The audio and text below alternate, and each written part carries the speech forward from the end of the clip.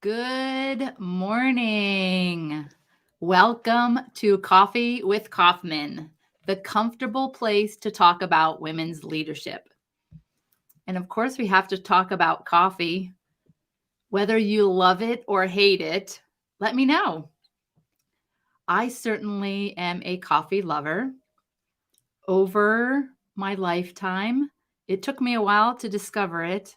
It was something when I was a little kid, it was obviously taught that that was a very adult thing. So I didn't start my coffee journey until pretty late in my college years when a college mate explained to me in those afternoon training sessions after you had lunch, when it's typically that nap time, that coffee was the thing that got him through. And that was the first time I tried coffee. I'm sure everyone can relate to what it's like to be in those all day training sessions and need a little bit of pick me up in the afternoon. But at the same time, I realized that not everyone likes coffee. So, certainly, whether you love it, you hate it, or what kind of coffee you're into, send me some feedback. Let me know. I typically like a dark roast. That is my daily standard.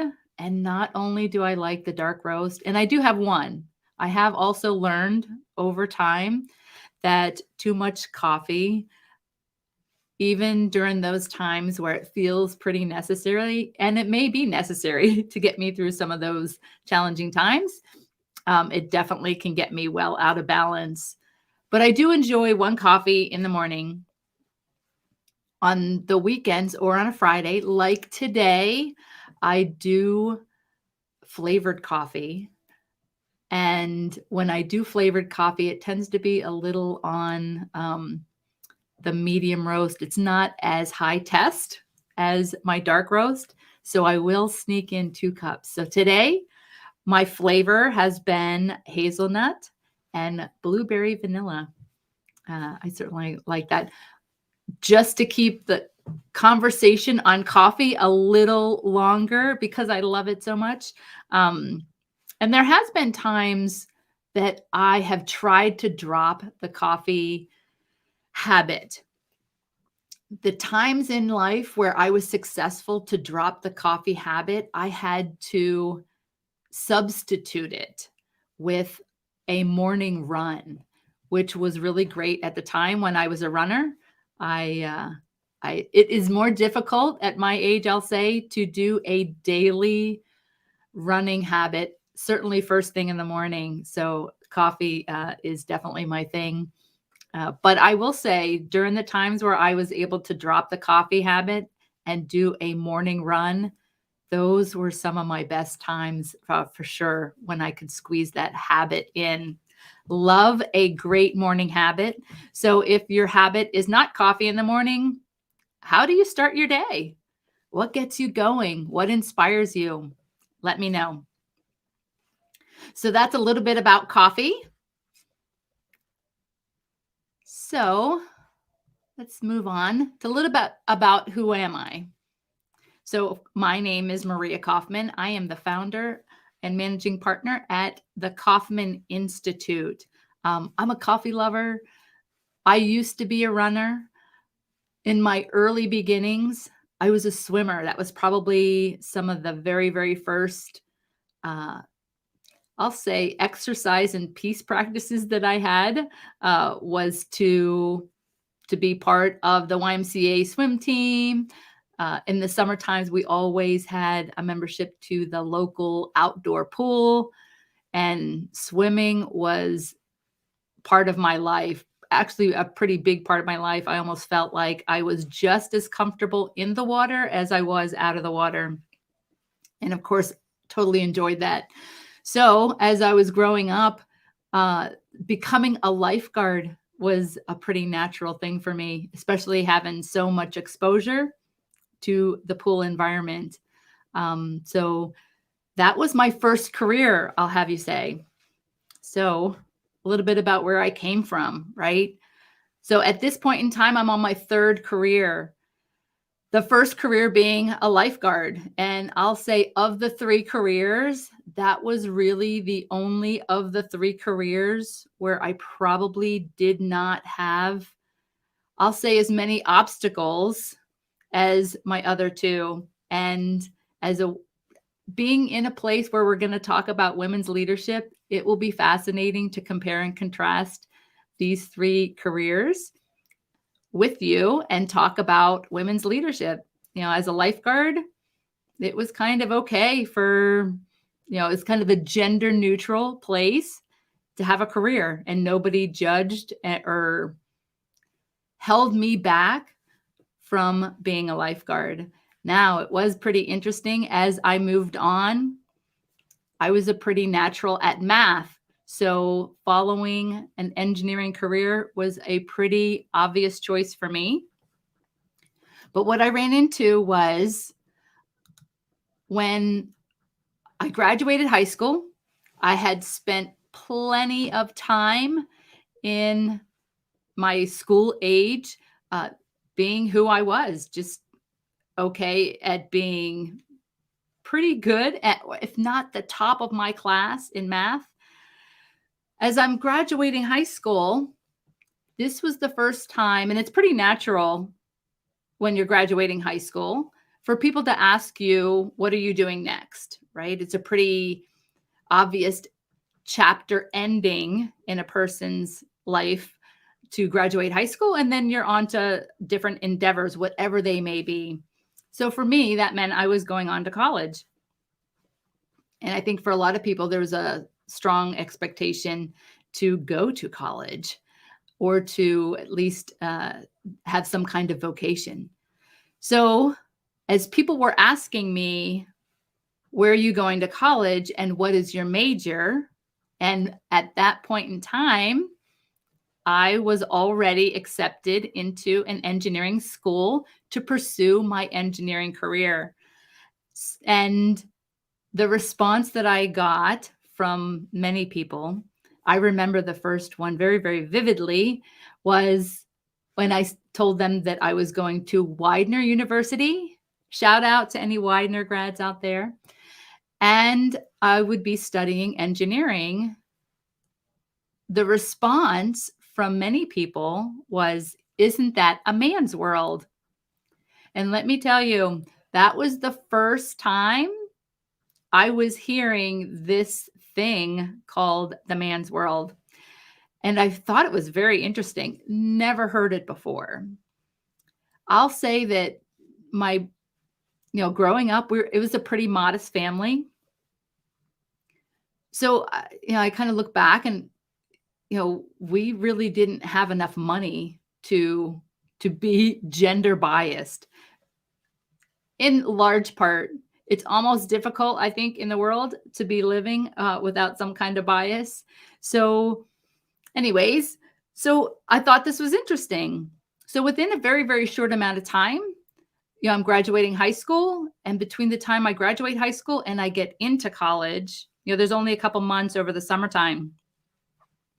And pretty much as soon as I get to college, I find a sorority worth of women, eventually I do join the sorority, who are all studying engineering, computer science, accounting, math majors. So I went from this place where I was just a natural at who I was and just getting through school just the way I do, the best I can, to this interaction with people who were calling out a man's world, which was very foreign to me. And then I get into this place where there was plenty of evidence that there are tons of women out there, incredibly smart and capable. So I really enjoyed those college years and those college friendships with all these amazing women. Of course, that was a great time. So if I fast forward through college and then I get out into the real world and I start my career as an engineer, I certainly had a lot of very, very interesting and challenging dynamics with interactions that certainly made it feel like I should not be there. So, of course, that's all I had. I spent a lot of time, and certainly going through college, can cost a pretty penny. So I had school loans to pay back. So this was going to be my thing, regardless or not. And as I was thinking about this broadcast, to do this introduction, to let you know a little bit about who I am and what I do, one story stood out for me the most. And this, I think, is a pretty defining story. In college, there's a lot of organizations. So for me, I had joined the Society of Women Engineers. And what I loved about that, first of all, it was a place where I can find kindred spirits. So that was pretty awesome. Obviously, being around a bunch of other women engineers is, obviously makes me feel comfortable, because that's who I am. And I identify with that. So I remember this particular presentation. Two things is, one, I remember being a typical college student. So I was probably either in jeans, in a sweatshirt, or a t-shirt, or something incredibly casual. And the woman that came to speak at this presentation was in business dress, which just stood out for me. That was something, as I was graduating college, that I looked up to these women who looked professional and put together and resilient, and just doing what they're meant to do as evidence of what is possible. So the interesting part of my memory about what this woman was talking about was the after discussion. I don't remember what her presentation was about, but I do remember the casual conversation that we had later on. And it went something like this. She was basically complaining about her job. So she was talking about the long hours, the travel, and then even with the travel, when you work a full day, especially when you're traveling, there's this extended day where you're going out to dinner with the people that you travel with. So it's almost like you don't get away from the business when you're traveling. It can be long, hard, and grueling days. And once again, as I'm watching this woman talk about what she does, it came across like a huge complaint, like it was not something to look forward to. But as she's talking about travel and being paid to travel and being paid to go out to dinner and meeting all these people, I was absolutely hooked, absolutely hooked. And even before that, I certainly knew that I was going to be a career woman. Hands down, never questioned my position in life. It was always going to be career driven, I'll say. So as I'm watching this woman complain basically about her engineering career, I was so hooked, and I couldn't wait to have that same opportunity for myself.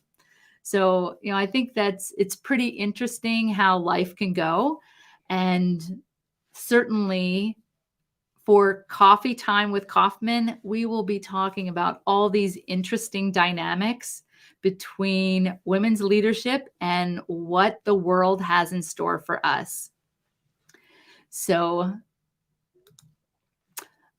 a little bit more about where I came from. So, I certainly had a long and incredibly rewarding career as an engineer. That, and a lot of those things came true for me. So I was able to travel the world.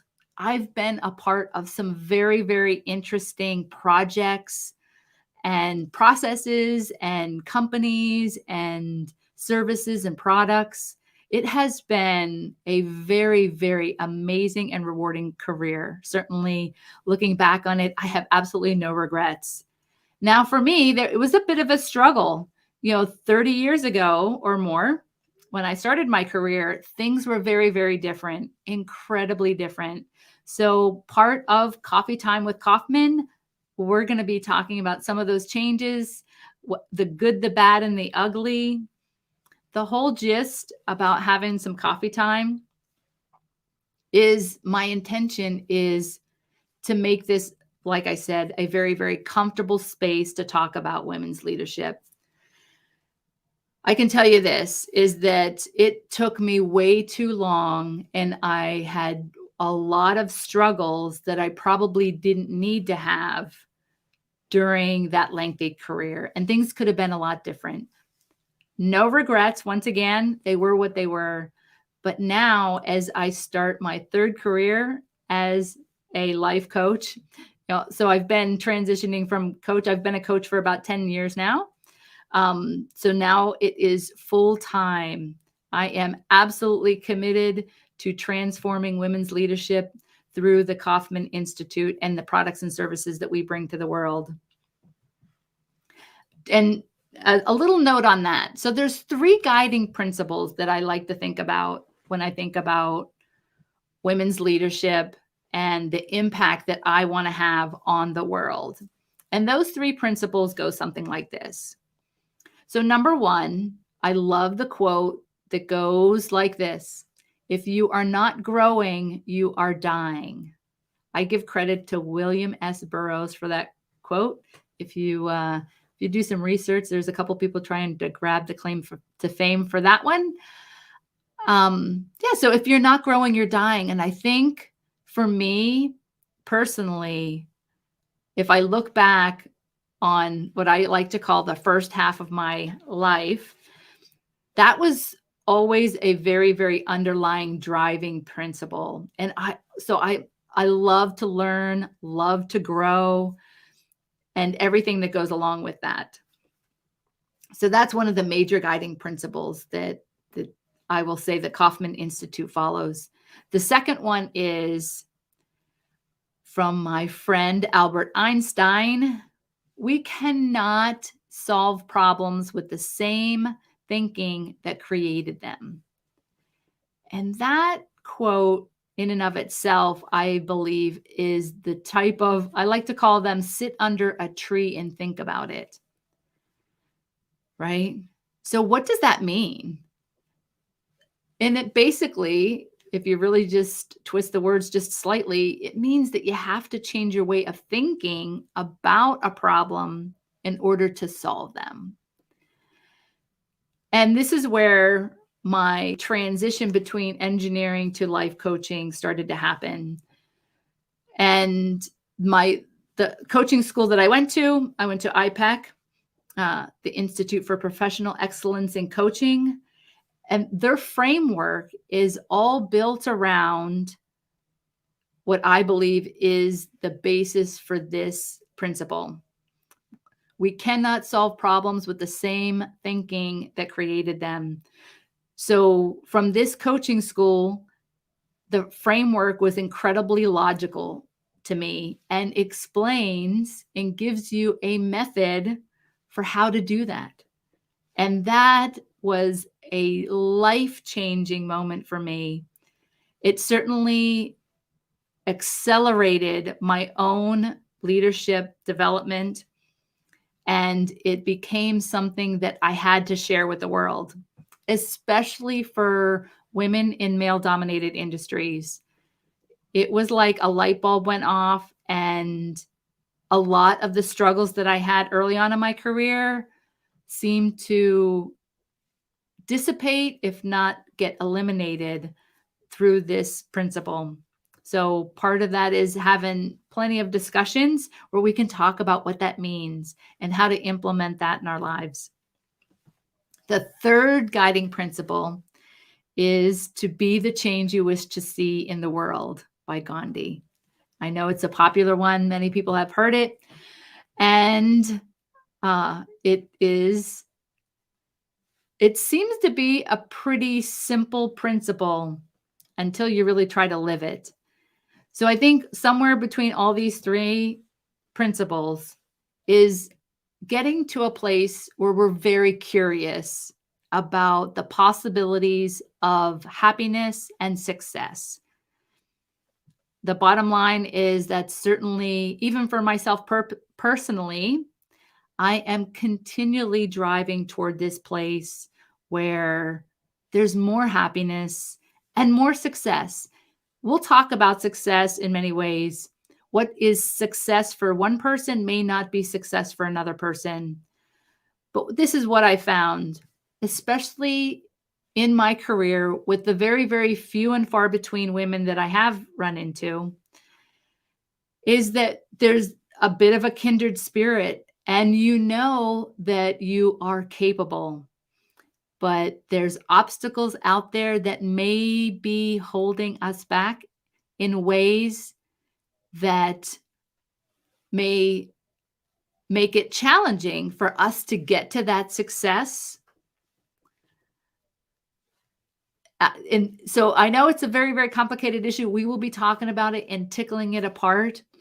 But when you're given certain talents and basically a mission in life, it becomes greatly rewarding to find that success and happiness along your path. And for me, that just means that sometimes the work is never done. So I am absolutely young and fresh. I believe right now I am starting a whole new chapter in my life. I'm thrilled about the opportunities. There's plenty of learning and growing to go. And once again, that's the number one principle, and I believe in it. So we'll be talking about happiness and success because I think that they're really important. And obviously, it comes in many different packages and looks very, very different for many people. I will say this. It is a very exciting time to be a woman in leadership. Absolutely exciting time. When I started my career 30 years ago, things were very, very different. And looking back, I kind of almost am surprised that I took on the challenge. But I think everything has a reason. And once again, no regrets. I look back on my career and I think I am one of the most lucky people on the planet because of the many, many different travels and the people I've met and the experiences I've had, both in my career and in life. I think they blend into one. So I'll say this, a little bit of, what do I stand for? This is a very interesting exercise that I went through on my leadership journey. And here's what I believe. I believe advancing a woman's career is the single most powerful and strategic way to empower women, save the planet, and bring more happiness to the world. I truly believe that.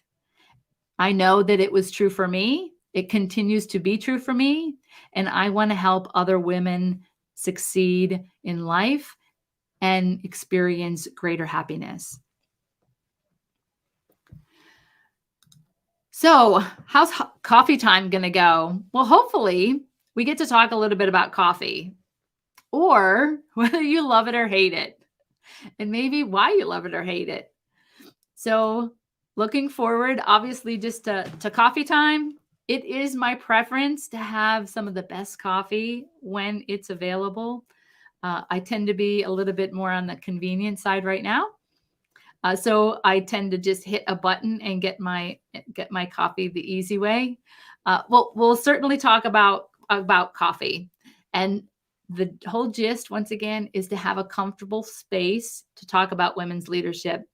So we'll tickle apart some of these easy and some of the more challenging concepts about what it means to be an empowered woman in women's leadership in today's day and age.